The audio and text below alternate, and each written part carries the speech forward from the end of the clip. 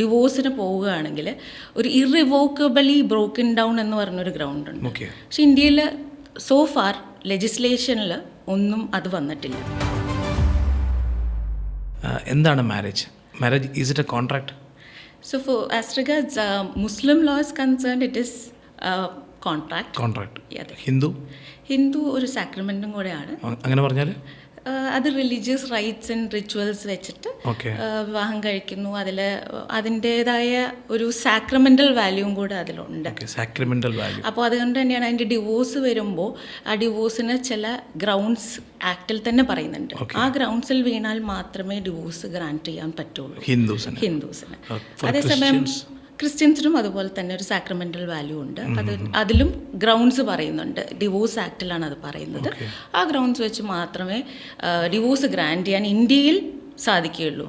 പക്ഷേ ഇപ്പോൾ പുറത്തൊരു കൺട്രിയിൽ പോവുകയാണെങ്കിൽ മാരേജ് റിവോക്ക് അല്ലെങ്കിൽ ഡിവോഴ്സിന് പോവുകയാണെങ്കിൽ ഒരു ഇറിവോക്കബിളി ബ്രോക്കൺ ഡൗൺ എന്ന് പറഞ്ഞൊരു ഗ്രൗണ്ട് ഉണ്ട്.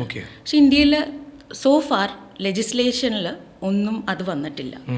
അതെന്ന് പറഞ്ഞാൽ അത് സാക്രമെൻ്റായിട്ട് കാണുന്നുണ്ട്. അതൊരു സീക്രട്ട് സാധനമായതുകൊണ്ട് അതിന് തക്കതായ ഗ്രൗണ്ട്സ് ഇല്ലാതെ നമ്മൾ ഡിവോഴ്സ് കൊടുക്കും. ഇന്ത്യയിൽ എത്ര മാരേജ് ആക്ട് ഉണ്ട്? ആർക്കൊക്കെ മാരേജ് ആക്ട് ആപ്ലിക്കബിൾ ആണ്? ഹിന്ദു മാരേജ് ആക്ട് ഉണ്ട്, ഹിന്ദുസിന് ആപ്ലിക്കബിൾ.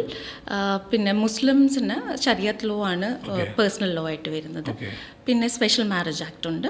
അത് കഴിഞ്ഞ് പിന്നെയുള്ളത് ഫോറിൻ മാരേജ് ആക്ട് ആണ്. അപ്പോൾ ക്രിസ്ത്യൻസ് എവിടെ പോയി രജിസ്റ്റർ ചെയ്യുന്നത് മാരേജ്? അവരുടെ ക്രിസ്ത്യൻസിന് കാനൺ ലോ ഉണ്ട്. അത് പ്രകാരം പള്ളിയിൽ തന്നെ അവിടെയും റൈറ്റ്സ് ആൻഡ് റിച്വൽസ് ഉണ്ട്.